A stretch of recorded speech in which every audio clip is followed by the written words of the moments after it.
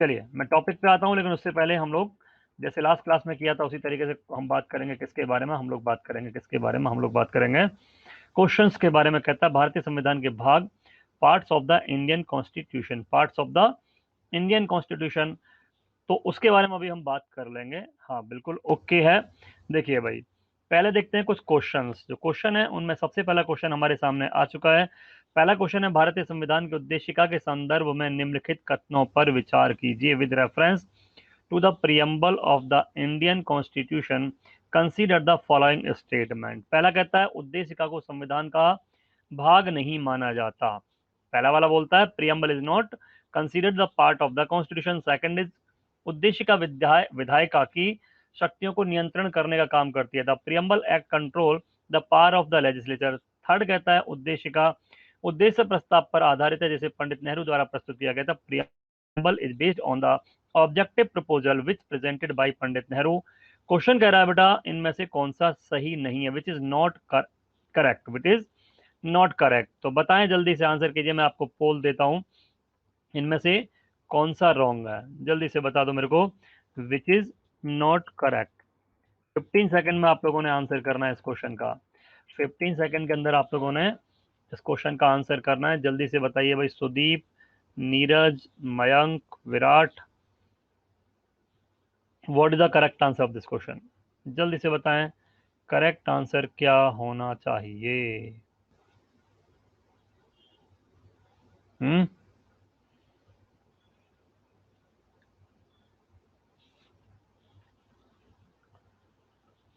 इसका जो correct answer है बेटा वो क्या होना चाहिए बताइए।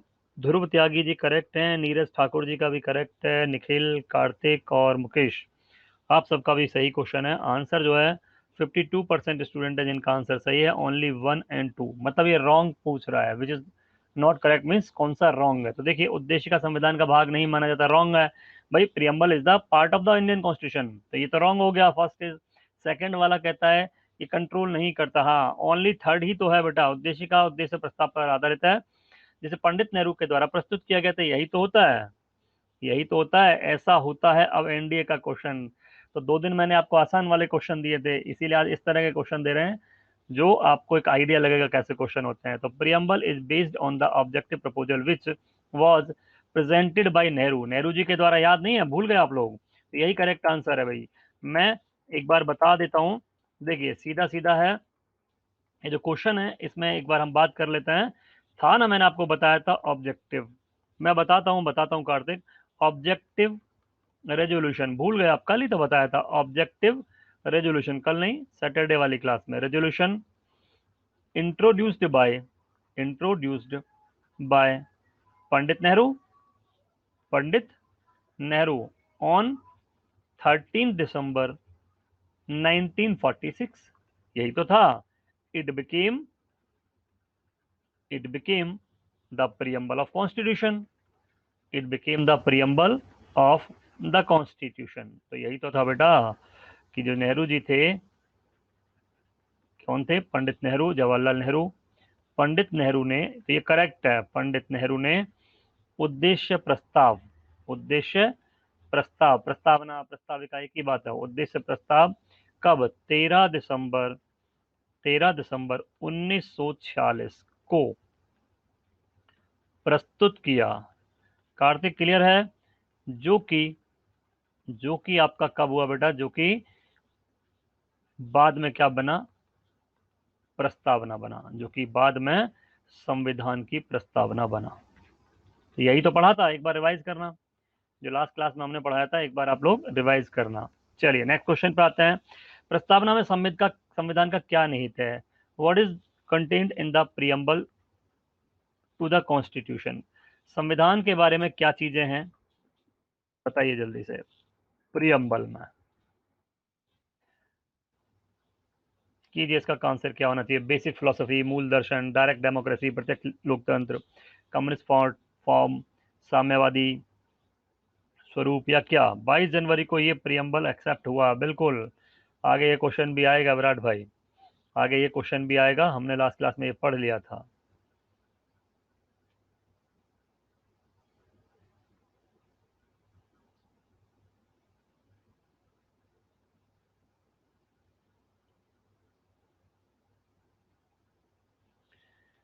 तो इसका जो करेक्ट आंसर होता है वही 57-58% स्टूडेंट है जिनका आंसर ये करेक्ट है। और पहला आंसर करेक्ट है आपका, बेसिक फिलोसफी मूल दर्शन। क्या होता है इसमें? दर्शन ही तो होता है, फिलोसफी तो होता है। फिलोसफी मतलब मेन थॉट, मेन विचार। जैसे वर्ड मैंने डिफाइन किए थे, सोशलिस्ट क्या होता है, बात की थी ना लास्ट क्लास में हम लोगों ने, व्हाट इज सोशलिस्ट, सेक्युलर, सोवन, ये सब कुछ पढ़ा था हम लोगों ने, तो वही तो है। चलिए नेक्स्ट आते हैं।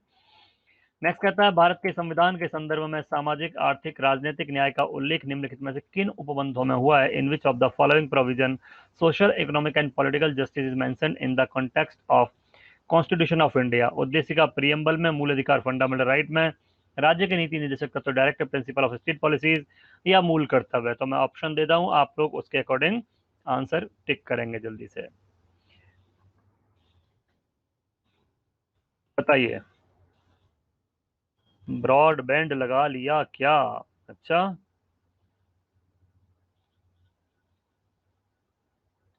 सुदीप भाई बताएं जल्दी से। सुदीप, नीरज, कार्तिक, विराट, सभी लोग बताइए what is the correct answer. मतलब इनमें से आपको सेलेक्ट करना है। मुकेश जी बिल्कुल सही आंसर है आपका, और आशु का भी ठीक आंसर है, आशु का आंसर भी सही है।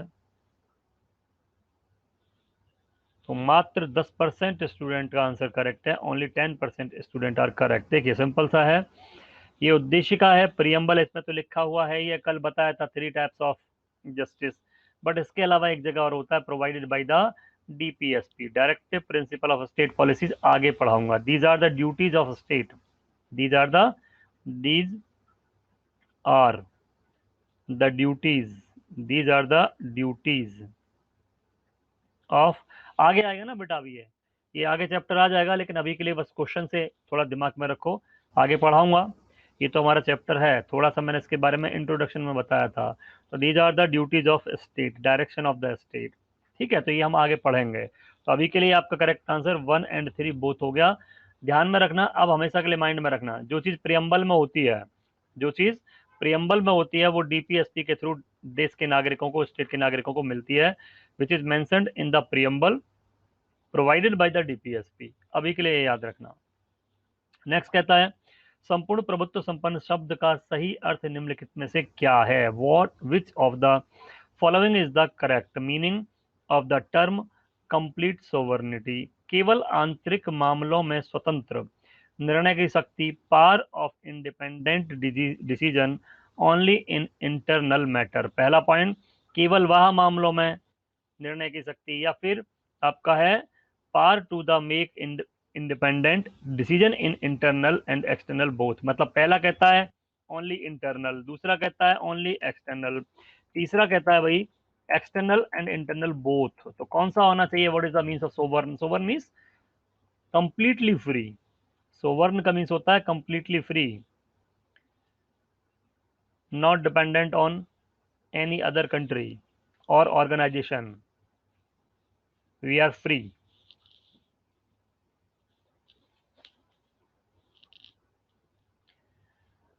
बताएं जल्दी से।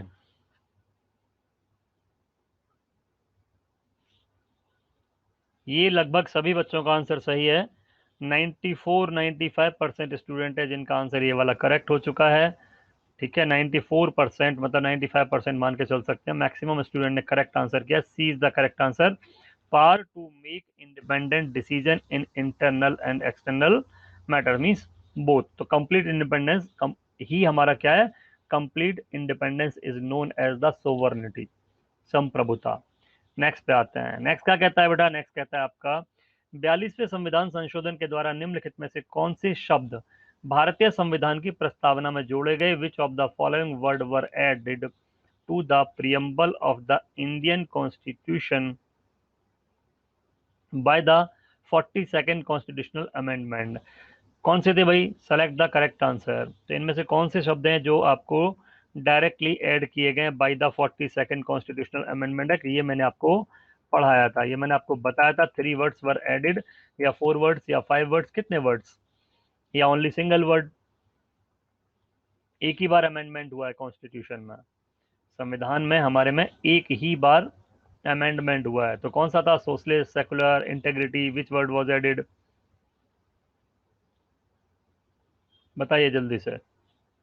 By the 42nd constitutional amendment act. अरे मुझे तो लगा था सारे बच्चे आंसर करेंगे इसको, मेरे को तो ये लगा था कि सारे बच्चे करेक्ट आंसर करेंगे। ये तो गड़बड़ घोटाला कर दिया आप लोगों ने। ये तो सिर्फ और सिर्फ 21% स्टूडेंट है जिनका आंसर सही है। ओनली 21% स्टूडेंट करेक्ट है। 22 समझ लो। तो करेक्ट आंसर जो होता है बेटा 1, 2 एंड 3। 1, 2 एंड 3। मुझे लग रहा है कुछ गड़बड़ हुआ है, आपने आंसर शायद सही किया है, यही वाला आंसर किया है, बी वाला। मेरे को लग रहा है कुछ गड़बड़ हुआ है, उसमें सी सेलेक्ट हो गया था अपने से, शायद ऐसा लग रहा है। तो socialist, secular and integrity, fraternity नहीं, सोशलिस्ट, सेकुलर एंड इंटेग्रिटी। अगर ये वाला करेक्ट आंसर किया आपने तो ठीक था, अपने को लग रहा है कुछ गड़बड़ हुआ। तो these three words were added by the 42nd Amendment Act in which year 1976, 1976 में। कब हुआ था बेटा ये? 1976 में हुआ था। इट वाज अमेंडेड कब हुआ? Amendment was passed in 1976 by the parliament. तो बी करेक्ट आंसर है, यही किया था तो ठीक था। ठीक, नेक्स्ट पे आ जाते हैं। यहाँ आंसर टिक भी नहीं हो रखा था, B is the correct answer, B ही किया था, ठीक है। अब आता है भारतीय संविधान की प्रस्तावना में निम्नलिखित में से किन स्वतंत्रताओं का उल्लेख किया गया? विच of the following freedom is mentioned in the preamble of the Indian constitution? ये बोल रहा है, स्वतंत्रता की बात कर रहा है। किसका किया गया? फ्रीडम ऑफ रिलीजन, धर्म की स्वतंत्रता, इकोनॉमिक फ्रीडम, अवसर की स्वतंत्रता मतलब अपॉर्चुनिटी, या फिर पॉलिटिकल, या तो फिर थॉट। तो बताइए भाई जल्दी से, मैं करेक्ट आंसर इसमें टिक कर दे रहा हूं। अब जल्दी से बताइए, ओनली 15 सेकंड के अंदर इसका भी आपको आंसर करना है। जल्दी जल्दी बताओ।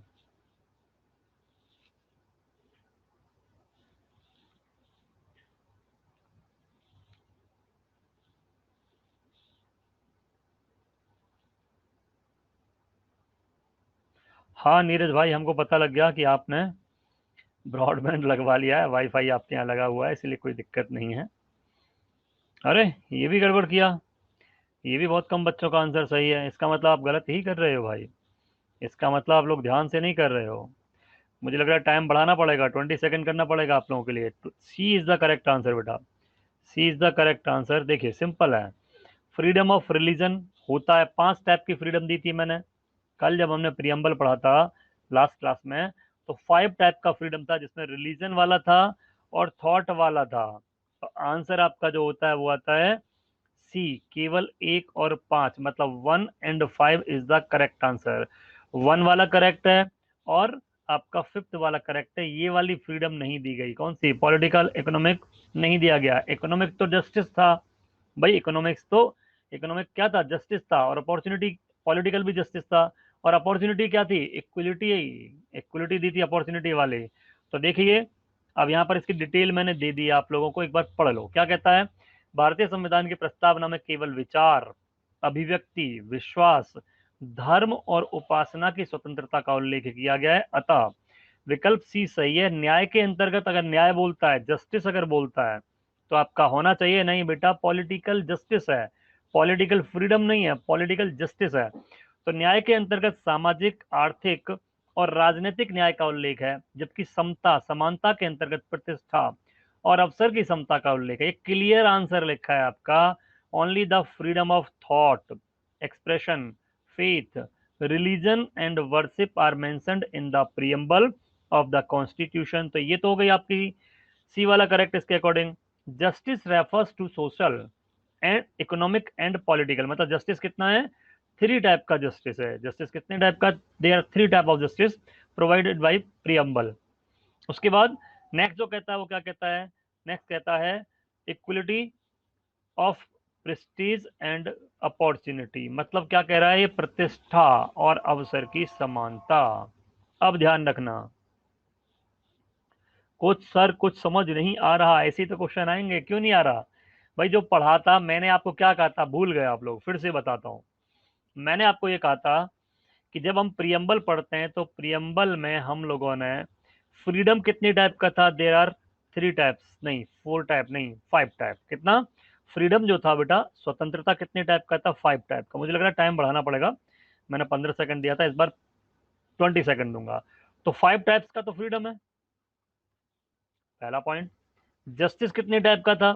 जस्टिस, न्याय कितने टाइप का दिया गया था? 3 टाइप का जस्टिस था, 3 टाइप्स। और जो समानता थी, समानता का मतलब क्या होता है? इक्वलिटी।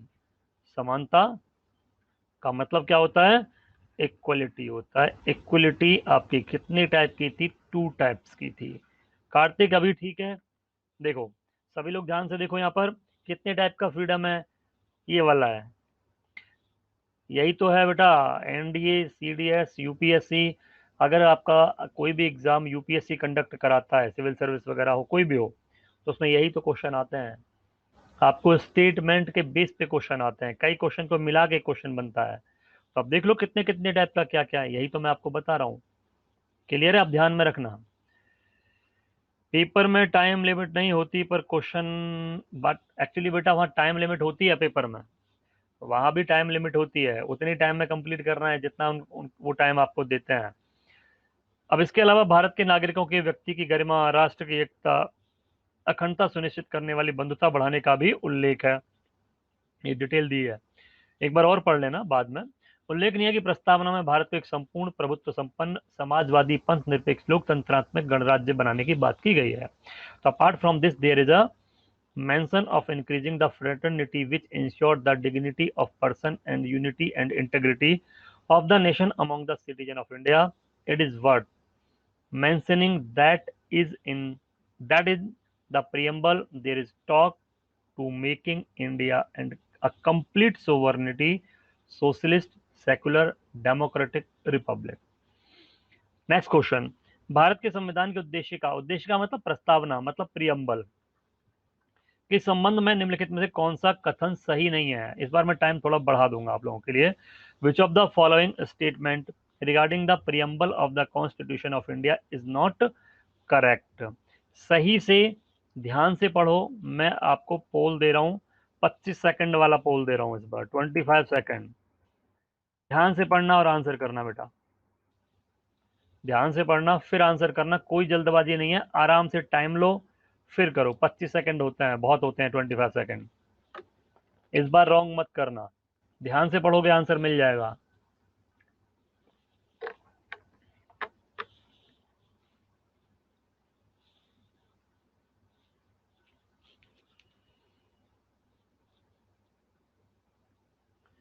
देखो जल्दबाजी कर दी फिर से।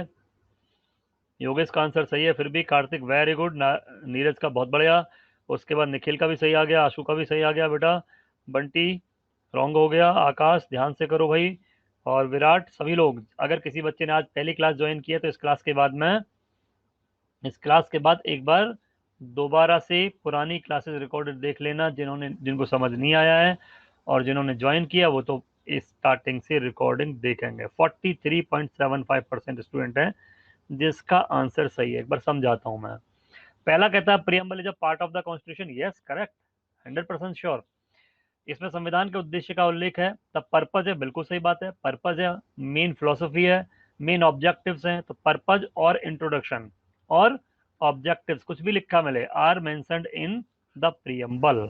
ठीक है, संविधान के उद्देश्य, संविधान का उद्देश्य या संविधान के बारे में क्या परिचय या फिर उद्देश्य शामिल है, बिल्कुल सही है। 1976 में उद्देशिका में समाजवादी शब्द जोड़ा गया था, बिल्कुल ठीक है।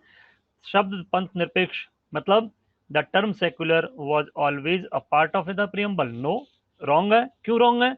यही तो रॉन्ग है भाई, एक गलत है। अब इसका मतलब क्या है समझो, हमने बात की थी secular socialist, secular socialist and integrity, and integrity, these these three words were added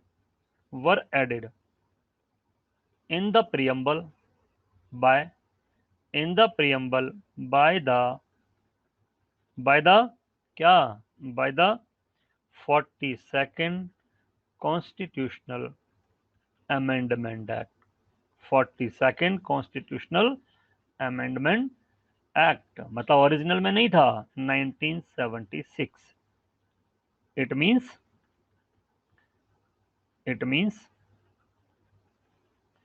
these three words these three words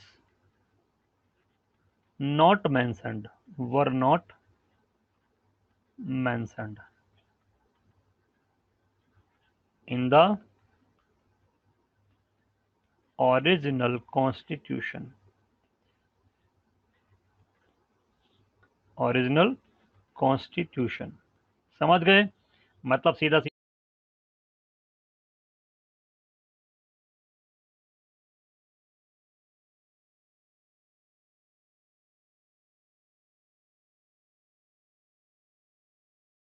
सीधा कहता है पंथ या धर्म कुछ भी लिखा मिले चलेगा, निरपेक्ष। उसके अलावा समाजवादी, एक्सप्लेन मैं पहले ही कर चुका हूं लास्ट क्लास में।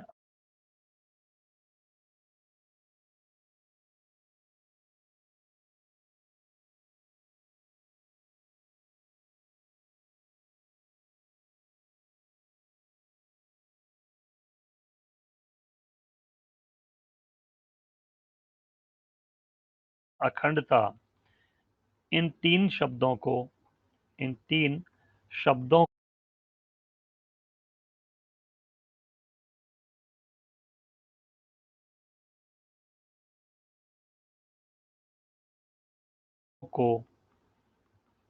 प्रस्तावना में, इन तीन शब्दों को प्रस्तावना में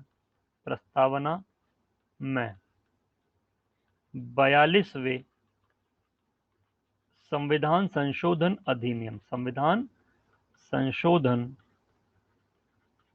अधिनियम किसके द्वारा? 1976 के द्वारा क्या किया गया? जोड़ा गया, के द्वारा जोड़ा गया। अर्थात ये तीन शब्द मूल संविधान में नहीं थे, मूल संविधान में नहीं थे। अब क्लियर हो गया? अब क्लियर हो गया ना? चलिए नेक्स्ट पे आते हैं। तो ये आपका आ गया, यही वाला था ऑप्शन। भारत के संविधान की उद्देशिका के बारे में निम्नलिखित में से कौन से कथन सही हैं? ध्यान से देखना। उद्देश्य संकल्प जवाहरलाल नेहरू द्वारा प्रस्तावित किया गया था और संविधान द्वारा पारित किया गया था, जो अंततः उद्देशिका बना। The objective resolution was proposed by the Jawaharlal Nehru and passed by the constituent assembly which eventually became the preamble first.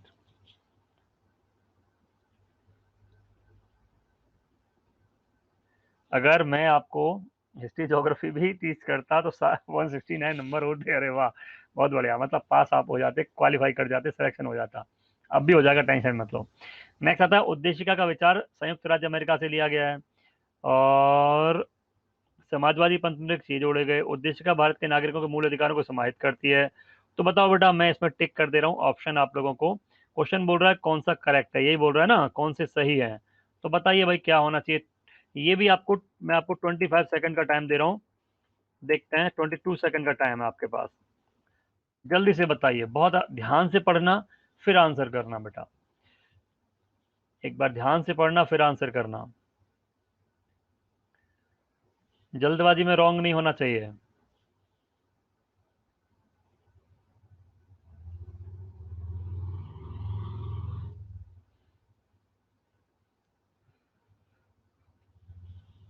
Rudra बहुत बढ़िया, करेक्ट। कई सारे बच्चों का आंसर रॉन्ग जा रहा है बेटा। आप लोग ध्यान से दोबारा चीज़ों को पढ़ना स्टार्ट करो, रिवीजन करना स्टार्ट करो, डेली एक बार रिकॉर्डिंग फिर से देखना स्टार्ट करो। 1-2 दिन में परफेक्ट हो जाओगे फिर से वापस।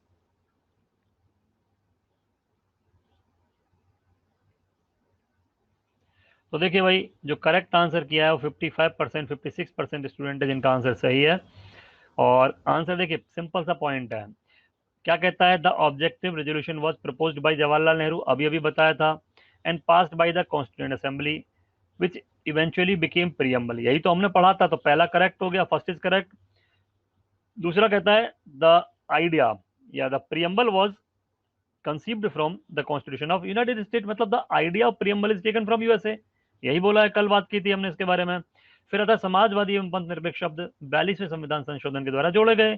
तो socialist Yes, and secular term were adopted by the 42nd Amendment in 1976. ये भी क्लियर है। उसके बाद उद्देशिका भारत के नागरिकों के मूल अधिकारों को समाहित करती है। The preamble incorporate the fundamental right of the citizen of India. नहीं, प्रियम्बल इंट्रोडक्शन है, preamble is not the fundamental right. तो first, second and third, first second and third, यही तो हमने पढ़ा था नीरज बेटा। वो एक्चुअली प्रोवाइडेड है आपका टीम की तरफ से, मैनेजमेंट की तरफ से, किसी और को मिला होगा। कौन पढ़ा रहा है आपको ज्योग्राफी? आपको ज्योग्राफी कौन पढ़ा रहे हैं? चलिए नेक्स्ट आते हैं। एक्चुअली जिसे मिलता है वही अभी चल अभी नहीं चल रही होगी, बाद में आएगी। अभी आपकी शायद हिस्ट्री चल रही होगी। नेक्स्ट कहता है बेटा 42वें संविधान संशोधन के द्वारा निम्नलिखित में से कौन से शब्द भारतीय संविधान की प्रस्तावना में ऐड किए गए? ये मैं आपको पहले ही अभी बता चुका हूँ, दोबारा क्वेश्चन डाला है। ये वाला जो आपका क्वेश्चन है फिर से ऐड किया है। एक बार ध्यान से चेक करो फिर आंसर करो। इस बार गलती से भी गलत नहीं होना चाहिए। 15 सेकंड दूंगा इसमें। अभी ये क्वेश्चन दोबारा दिया है ना? हाँ, अभी ज्योग्राफी स्टार्ट नहीं हुई है, किसी और को मिला होगा।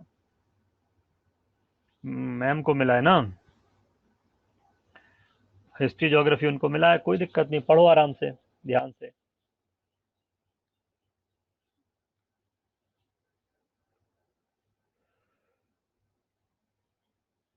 बताइए। Socialist, secular, integrity, fraternity. अभी अभी बताया था, इस बार जो गलत करेगा उसकी पिटाई लगेगी। कार्तिक फिर गड़बड़ कर दी तुमने, हैं? इस बार फिर से गड़बड़ कर दी। 87-88% स्टूडेंट है जिनका आंसर ये करेक्ट आ रहा है। हाँ, 88%। ये गलत बात है, ऐसा नहीं होना चाहिए था कार्तिक जी। मैंने आपको बताया था सोशलिस्ट, सेकुलर और इंटेग्रिटी 3 वर्ड ऐड किए गए थे, तो चौथा तो नहीं हुआ था, फ्रेटर्निटी नहीं हुआ था, तो बी आंसर आना चाहिए था, 1, 2 एंड 3। यही तो आंसर आना चाहिए था, B. B is the correct answer. गड़बड़ कर दिया आपने, मैं लास्ट अभी एक्सप्लेन भी किया था। नेक्स्ट एक और क्वेश्चन है, एक दो क्वेश्चन और बचे हैं, फिर आज के टॉपिक पे आ जाएंगे हम लोग। ऐसा कहा जाता है कि प्रस्तावना संविधान का पहचान पत्र है, मतलब इंट्रोडक्शन है। भारतीय संविधान की प्रस्तावना निम्नलिखित में से क्या प्रकट करती है? It is said that preamble is the identity card of the constitution. What does the preamble of Indian constitution reveal? मतलब क्या कहती है? सोर्स ऑफ द अथॉरिटी, मतलब कहाँ किसके हाथ में अथॉरिटी है? तो जनता के हाथ में अथॉरिटी है ना? और उसके बाद भारतीय राज्य की प्रकृति, nature of the Indian state, what is the nature, काम करने का तरीका क्या है? थर्ड, ऑब्जेक्टिव, बिल्कुल सही बात है। फोर, अंगीकार करने की तिथि, डेट ऑफ द कन्फेशन, मतलब अडॉप्शन कह सकते हैं, डेट ऑफ द अडॉप्शन। तो इसमें ये सब लिखा हुआ है। अब बात आती है which is the correct answer, बताइए जल्दी से। मैं आपको 10 सेकंड वाला पोल दे रहा हूँ इस बार। चारों ऑप्शन को देखो, 10 सेकंड में आंसर कीजिए। मैम ऐसे ही टीच करती जा रही हैं फास्ट फास्ट, ओके? मतलब समझ नहीं आ रहा है, हैं? बात करो एक बार मैम से, एक बार मैम से बात करो, थोड़ा क्वेश्चन प्रैक्टिस भी करा देंगी। और बाकी तो डिटेल में पढ़ा ही रही होंगी।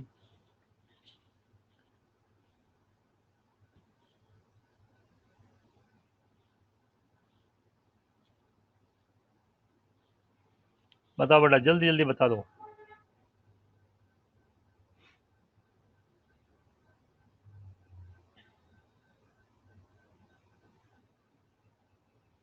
इसका जो करेक्ट आंसर होता है भाई, आप लोगों ने, किसने आंसर किया? 33% स्टूडेंट हैं जिन्होंने आंसर टिक किया आपका सही। तो 1, 2 एंड 3 एंड 4 सब कुछ ठीक है। डेट इस पर मेंशन की गई है 100%, 26 नवंबर 1949 लिखी है ना उस पर।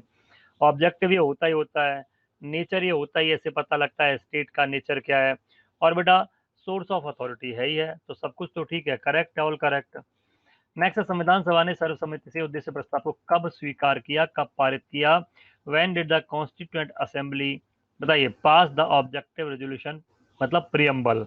तो कब किया गया था? मैं जल्दी से ऑप्शन दे रहा हूं, आप लोग आंसर कीजिए विद इन 10 सेकेंड। 10 सेकेंड में आंसर होना चाहिए इसका। गलती से क्लास है, गणित की क्लास अभी स्टार्ट नहीं हुई अभी आप लोगों की? मेरे ख्याल से होने वाली होगी। अच्छा, कल से हो रही है ना? गणित मतलब मैथमेटिक्स, द्विवेदी जी, कल से स्टार्ट हो रही है आपके मैथ्स की क्लास। कौन पढ़ा रहा है मैथ्स? मैथ्स आपके बैच में किसको अलॉट हुआ है?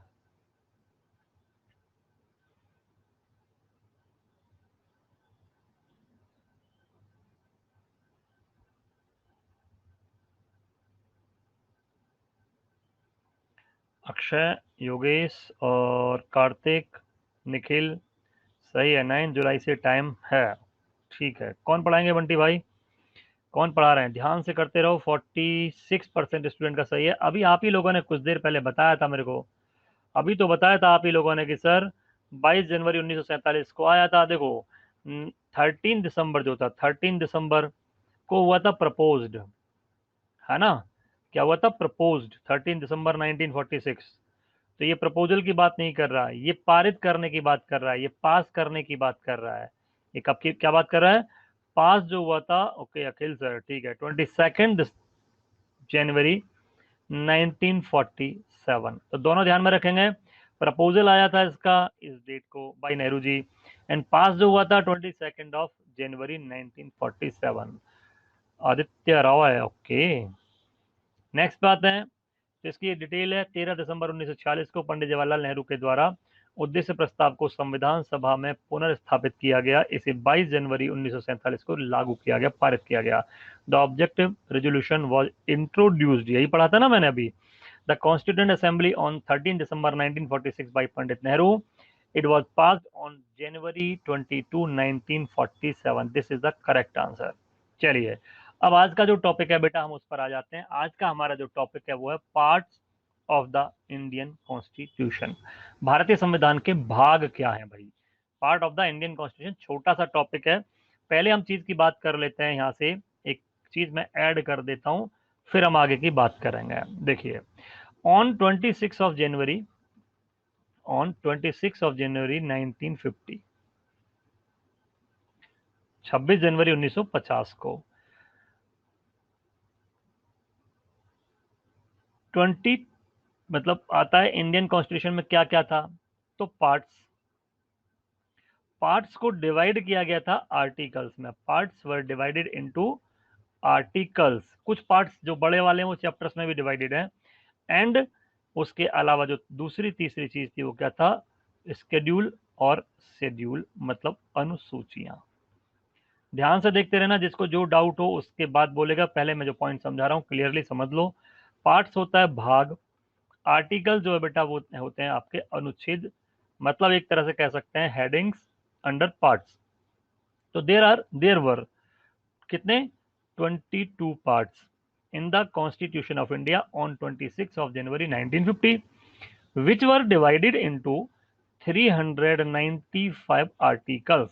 मतलब भारत के संविधान में, जैसे कोई बुक है आपके पास, कोई भी बुक है, उस बुक में देखेंगे, इंडेक्स में जाएंगे तो आपको चैप्टर लिखे मिलेंगे, लेसन्स, पार्ट्स, उनके अंदर फिर हेडिंग्स लिखी मिलेंगी। तो जो लेसन्स हैं मीन्स पार्ट हो गए, लेसन्स मीन्स पार्ट्स, अध्याय, चैप्टर, कुछ भी कह सकते हैं, पाठ, जो भी कहना चाहें।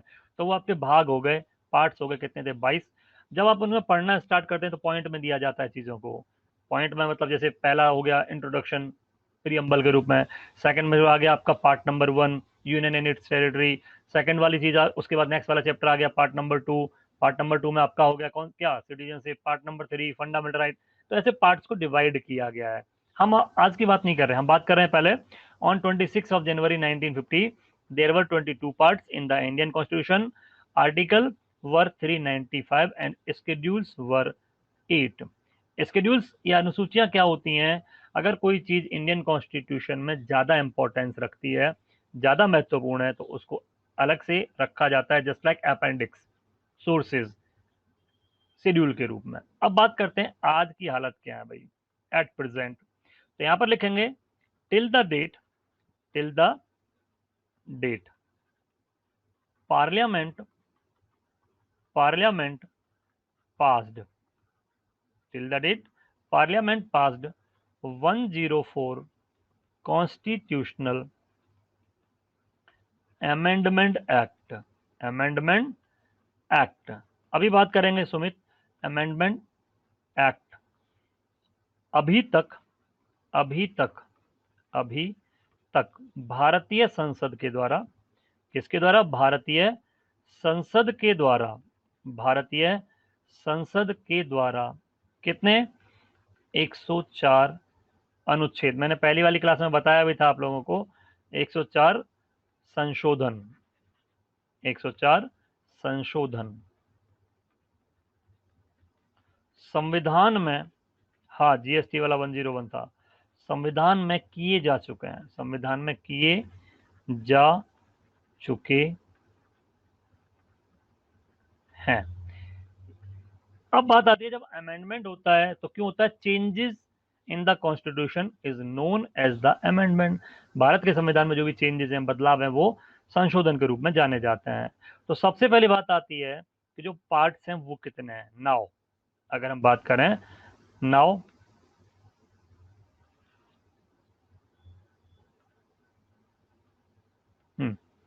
एट प्रेजेंट, अब एट प्रेजेंट की बात कर लेते हैं बेटा। एट प्रेजेंट, वर्तमान में। यस यस कार्तिक, वर्तमान में क्या है? वर्तमान में तीन चीजें हमारे सामने हैं। अगर एग्जाम में पार्ट्स आता है, पार्ट्स, भाग, तो भाग आपको कहीं पर लिखा मिलेगा 22 और कहीं लिखा मिलेगा 25। अगर आता है आर्टिकल्स, तो आर्टिकल्स आपको अनुच्छेद जो होते हैं बेटे वो लिख के मिलेंगे। कितने?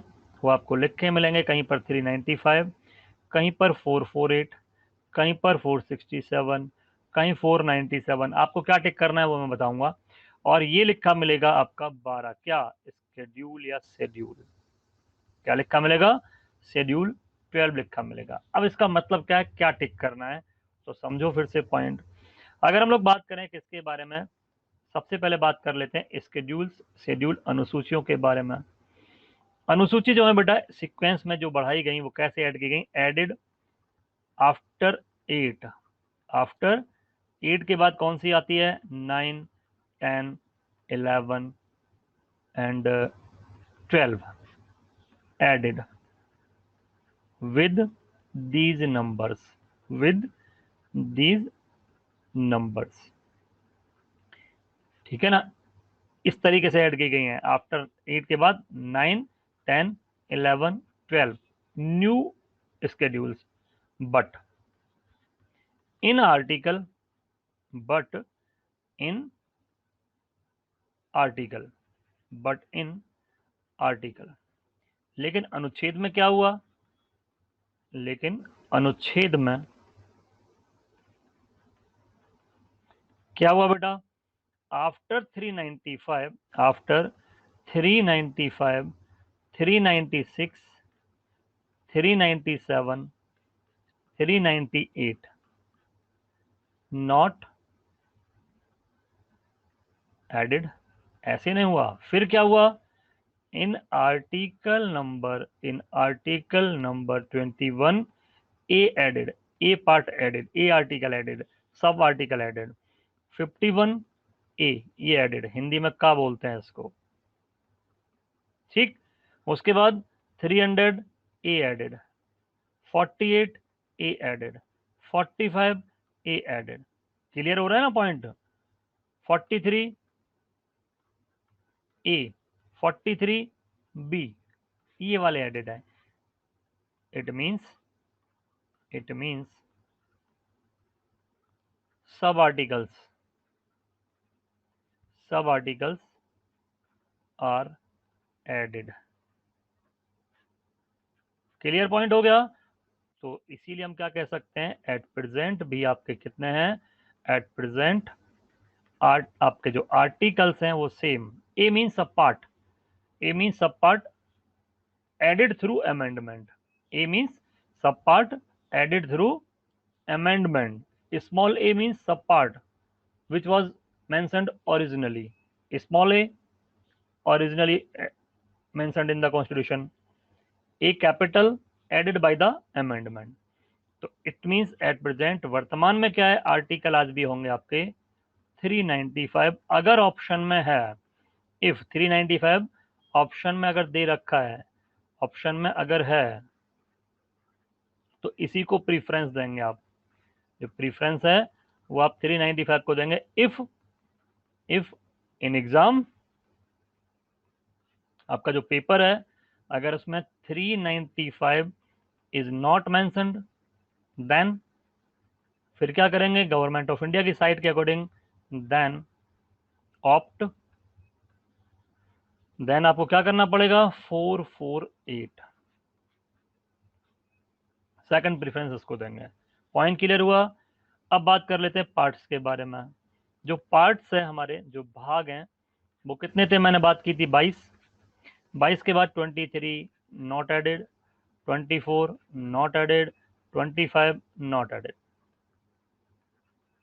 क्या हुआ फिर आया आपका part 4A added, this part 9 में A add, part 9B added. It means आज भी आपके पार्ट कितने हैं कार्तिक? क्या बोल रहे हो बेटा? सब पार्ट। हाँ बोल तो रहा हूँ, सब पार्ट मीन्स किसी चीज के अंदर कोई चीज ऐड कर देना। आपने यही तो कहा कि सब पार्ट क्या है, ठीक है ना? तो पार्ट कितने, भाग आज भी कितने हैं? वो आपके हैं 22। बट अगर ऑप्शन में नहीं दे रखा है, अगर 22 ऑप्शन में नहीं है, 22 ऑप्शन में नहीं है, इफ 22 ऑप्शन में नहीं है, तो फिर क्या करेंगे? में नहीं है, इफ क्या लिखा है? इफ ऊपर भी क्वेश्चन है, दोबारा डाल दो क्या क्वेश्चन है। If 22 is not mentioned, if 22 is not mentioned in the question, in the option, then 25, then अब क्या करना पड़ेगा? 25 को टिक करना पड़ेगा। क्लियर है कार्तिक? एक बार बेटा दोबारा क्वेश्चन डाल दो, क्या क्वेश्चन था? विराट व्हाट अपन, ऑल क्लियर और नॉट? ये बी क्या होता है? B and A are the amendment added by the Indian, added by the constitutional amendment. Sir हमारे 21 पार्ट होने चाहिए क्योंकि एक पार्ट को तो कॉन्स्टिट्यूशन से हटा दिया गया है। तो बेटा जैसे हटाया वैसे ऐड भी किया है। वो ओरिजिनली जो चीज थी वो ऐसे नहीं कि उसको हटा के बिल्कुल ही खत्म कर दिया, उसकी जगह पर कुछ और आ गया, उसकी जगह पर कुछ और आ गया, तो इसीलिए 22 ही मानता है, ठीक है ना कार्तिक? उसकी जगह पर बेटा कुछ और आ गया, इसीलिए सेम मानते हैं। अभी वो मैं बताऊंगा। अगर आप बात कर रहे हैं, अगर दोनों हैं, इफ दोनों हैं तो 22, अगर दोनों होंगे तो 22, ठीक है? अभी मैं बताऊंगा। आप 7 की बात कर रहे होंगे कि 7 हटा दिया गया, ठीक? तो अभी आते हैं अब नेक्स्ट पार्ट की तरफ। अब ये देखिए भाई क्या क्या दिया हुआ है, अब देख लेते हैं क्या क्या दिया हुआ है, जल्दी से समझते हैं चीजों को। Done, okay. तो देखिए अब जो पॉइंट है बेटे वो क्या क्या है हमारे पास, वो सिंपल है।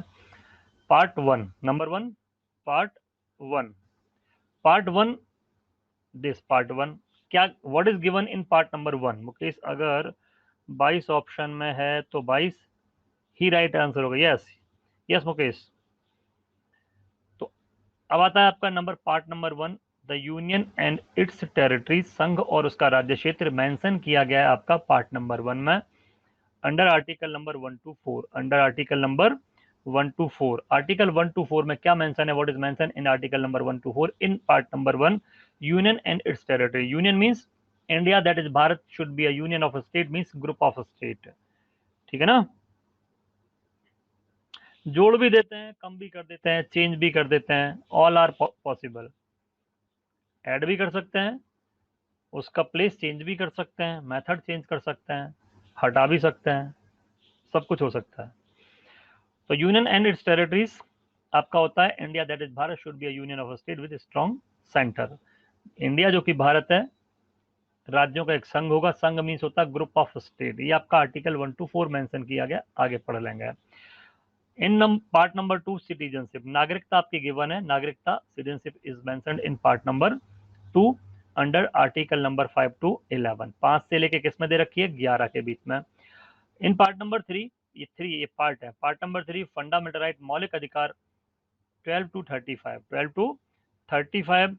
पार्ट नंबर 4 में जो होता है बेटा, what is anti defection law, पढ़ाऊंगा बेटा वो आगे। अगर एक पार्टी का मेंबर दूसरे पार्टी में चला जाता है छोड़ के, तो उसकी मेंबरशिप जा सकती है।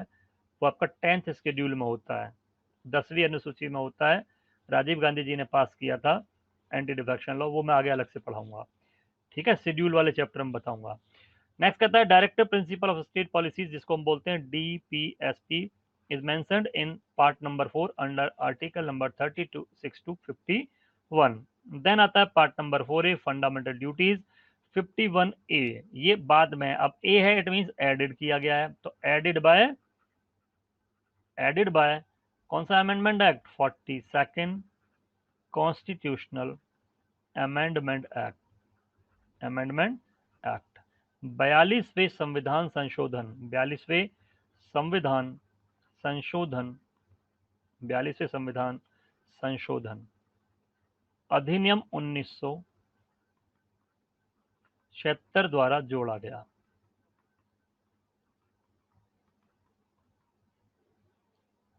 हाँ, बाहर से लेने की बात करता है, जैसे बांग्लादेश से बात की थी। नेक्स्ट आता है पार्ट नंबर 5। अब क्योंकि पार्ट नंबर 5 बेटा बड़ा है, पार्ट नंबर 5 जो होता है वो काफी बड़ा है, वो आपका होता है 52 से लेके 151, ठीक है, जिसमें होता है यूनियन के बारे में। क्या मेंशन किया गया? यूनियन होता है संघ। अब इसमें क्या होता है? चैप्टर 1, इसको चैप्टर्स में डिवाइड किया है, चैप्टर्स को आर्टिकल्स में डिवाइड किया है। मतलब part number 5 is divided into chapter and chapters are divided in the articles.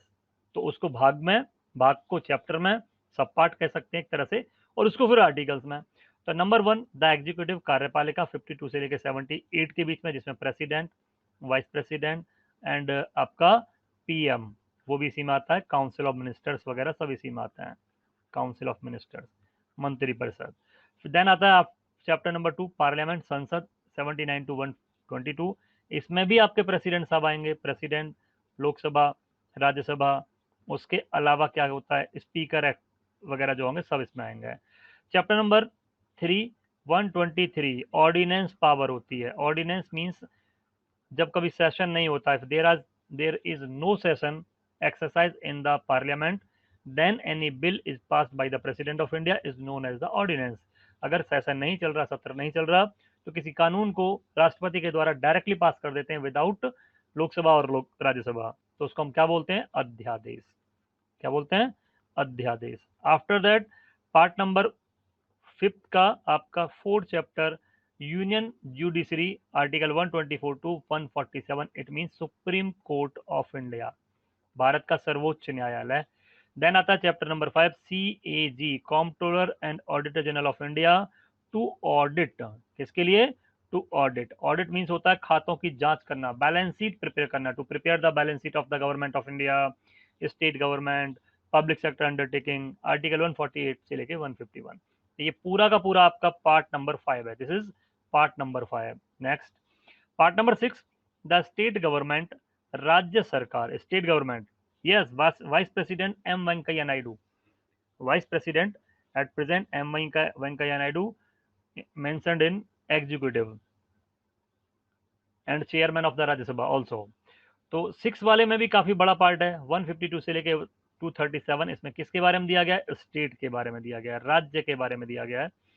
Number 1 chapter 1 आपका होता है जनरल, सामान्य सी बात है। 152 what is the state, definition of state, definition of state वो पढ़ाऊंगा बेटा, पढ़ाऊंगा, कार्तिक वो सब आगे आ जाएगा, आगे आ जाएगा, अभी बता दूंगा जल्द, सभी एक बार फिर से अभी बता दूंगा। तो चैप्टर नंबर 2 जो है आपका ये वाला chapter, chapter number 2 executive of the state means इसमें कौन होंगे? इसके अंदर आपके governor, CM, council of minister of state, ये सब पढ़ाऊंगा आगे, ऑफ स्टेट डिटेल में पढ़ेंगे इन सारी चीजों को। Chapter number 3 the state legislature, राज्य विधानमंडल 168 टू 212, इसमें क्या होता है? Legislative assembly, legislative council and governor इसमें भी आते हैं, ठीक है ना, गवर्नर, राज्यपाल, गवर्नर मीन्स राज्यपाल। Then chapter number 4 legislative power of the governor, वही सेम ऑर्डिनेंस पावर, गवर्नर की अध्यादेश जारी करने की शक्ति। If there is no session in the state, then a bill is passed by the governor directly without appearing in legislative assembly or council, it is known as ordinance। Then आता है आपका high court, उच्च न्यायालय 214 से 232 के बीच में chapter 5, और फिर आता है सब ऑर्डिनेट कोर्ट 233 टू 237, इसको बोलते हैं अधीनस्थ न्यायालय। लोअर कोर्ट जिसमें आते हैं डिस्ट्रिक्ट कोर्ट, म्यूनिसिपल आता है ना, डिस्ट्रिक्ट कोर्ट के बाद तहसीलदार, एसडीएम कोर्ट, ऑल। देन आपका आता है बेटा पार्ट नंबर, आपका ये वाला कौन सा था, ये वाला पार्ट नंबर आपका था 6। पार्ट नंबर कौन सा था, पार्ट नंबर 6 था। अब हम बात कर रहे हैं किसके बारे में, इसी में, ये जो पार्ट नंबर 6 है, इसके बाद आपका आता है पार्ट नंबर 8, इंपॉर्टेंट वाला है। इसमें आपको किसके बारे में पढ़ना है, ये होता है the union territories. Union territories 239 से 242। अब यहाँ पर 7 जो है वो खत्म हो चुका है, अभी बात करेंगे आगे, उसके बारे में आगे बात कर लेंगे अभी। तो द यूनियन टेरिटरी, केंद्र शासित प्रदेश 239 to 242। Union territory just like Delhi, Chandigarh, Puducherry. Then part number 9 panchayat 233 243 से लेके 243 O. Then part number 9 A the municipalities, नगर पालिकाएं। नगर पालिकाएं for urban area, these are for village, rural area के लिए होती हैं, और ये वाली फॉर अर्बन एरिया। इसमें होता है 243 पी से लेके 243 जेड जी। देन आता है cooperative society just like Amul, Sudha, Madhusudan, Mother Dairy, cooperative society for seeds to provide farmers, fertilizers to provide farmers. ठीक, तो ये हो गई सहकारी समितियां। ये आपका 9B होता है। 9B ऐड किए गए बाद में, आगे अभी बात करेंगे कब ऐड किए गए। देन आता है आपका उसके बाद 10th schedule and tribal area, अनुसूचित और जनजातीय क्षेत्र का मतलब होता है जो आदिवासी वगैरह होते हैं, ट्राइबल्स वगैरह होते हैं, उनको प्रोटेक्शन के लिए। देन आता है 11। 11 मीन्स होता है आपका relation between union and state. What is the relation between union and state. इसके अंदर आपका 245 से 263, जिसमें नंबर 1 चैप्टर होता है लेजिस्लेटिव रिलेशन, सिग्नेचर कौन करेगा, है ना, फाइनल पावर किसके पास होगी। सेकंड, फिर इसके बाद में आता है 12 number part, finance, property, contract and suits, वित्त, संपत्ति, संविदा, मतलब प्रॉपर्टी से रिलेटेड है। इट मीन्स प्रॉपर्टी और फाइनेंस और मनी, कुछ भी कह सकते हैं, इससे रिलेटेड है, जिसमें 300A तक आता है। 300A right to property which was fundamental right in original constitution at present is the legal right. अलग से पढ़ेंगे इस वाले को हम लोग सब, तो यही इंपॉर्टेंट भी है। Trade, commerce and intercourse with in the territory of India, Bharat के क्षेत्र में आप कहीं भी ट्रेड कर सकते हो, जॉब कर सकते हो, व्यापार कर सकते हो, वो सब होता है किसमें, पार्ट नंबर 13 में, 301 टू 307। इसके बाद आता है part number 14, services under the union and the state, संघ और राज्य के अधीन सेवाएं, 308 टू 323। चैप्टर नंबर 1 सर्विसेज, सेवाएं, 308 to 314। Chapter number 2 public service commission, लोक सेवा आयोग, including UPSC and PSC of state. ठीक है, संघ लोक सेवा आयोग, संघ लोक सेवा आयोग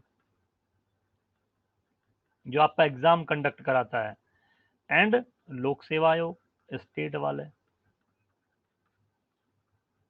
आफ्टर दैट ट्रिब्यूनल्स, ट्रिब्यूनल्स होते हैं न्यायाधिकरण, special special court, special court और special decision making group appointed by supreme court, high court, government of India to solve any dispute between two state, just like जैसे कह सकते हैं आप river water dispute होता है ना, रिवर का जो वाटर होता है उस पर डिस्प्यूट आता है। इलेक्शन, उसके बाद आता है इलेक्शन, कौन सा वाला हो गया, ये आपका हो गया ये वाला 15। इलेक्शन आता है इसमें 324 से लेकर 329 के बीच में, इलेक्शन कमीशन ऑफ इंडिया इसी में आएगा, इलेक्शन कमीशन ऑफ इंडिया इसी में पढ़ेंगे हम लोग। After that special provision relating to certain classes, कुछ वर्गों के विशेष संबंधित प्रावधान। इसके बाद आता आपका कौन सा वाला, पार्ट 17 ऑफिशियल लैंग्वेज, 343 टू 351।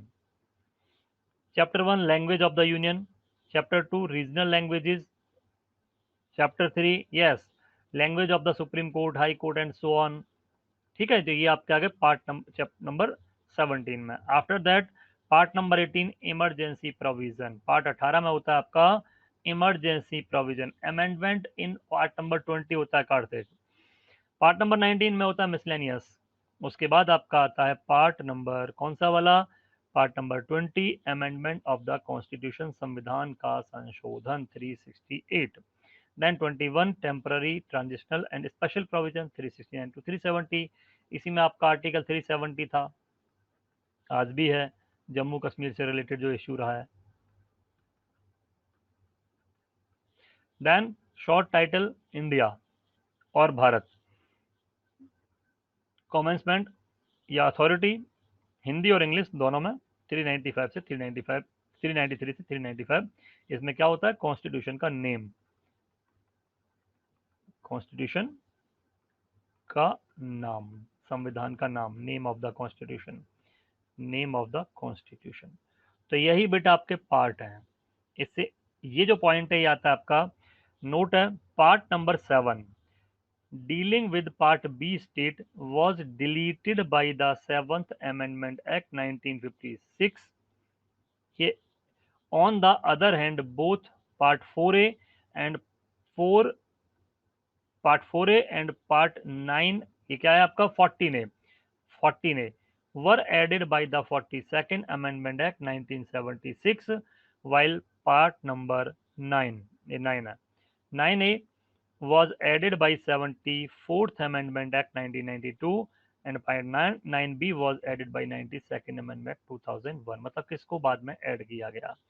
तो भाग 7वें संविधान संशोधन 1956 के द्वारा हटा दिए गए, दूसरी ओर 42वें संशोधन अधिनियम के द्वारा भाग 4A जोड़ा गया, और उसके बाद कौन सा वाला बेटा 14A दोनों जोड़े गए, जबकि ये 9 है, 9A को 74 अमेंडमेंट एक्ट से और 9B को 97 अमेंडमेंट एक्ट 2011 के द्वारा जोड़ा गया। बस यहीं तक पढ़ेंगे, शेड्यूल हम कल पढ़ेंगे, यहीं तक हमको पढ़ना है, शेड्यूल हम कल पढ़ेंगे, एक बार अच्छे से रिवीजन कर लेना, कल कुछ ना कुछ क्वेश्चन फिर से देंगे आप लोगों को, ठीक है। और क्वेश्चन बेटा प्रैक्टिस जरूर करो, बिना प्रैक्टिस के काम धाम नहीं होने वाला। 376 बेटा आज भी है, उसके प्रोविजन चेंज कर दिए गए हैं। जो 376 है उसमें जो स्पेशल प्रोविजन था वो हटा दिया गया, आर्टिकल आज भी मेंशन है, ठीक है कार्तिक। 370 जो आर्टिकल है, it is also the part of the constitution of India, but special provision was ended. Clear, चलिए नेक्स्ट सेशन में मिलते हैं। जो लोग नए जुड़े हैं एक बार जल्दी से सारी पुरानी क्लासेस रिकॉर्डेड देख लेंगे, 1 से 2 दिन के अंदर कंप्लीट करके, फिर आगे कोई डाउट होता है तो उस पर बात कर सकते हैं हम लोग। चलिए, thank you, bye bye, take care, शुक्रिया, नमस्कार।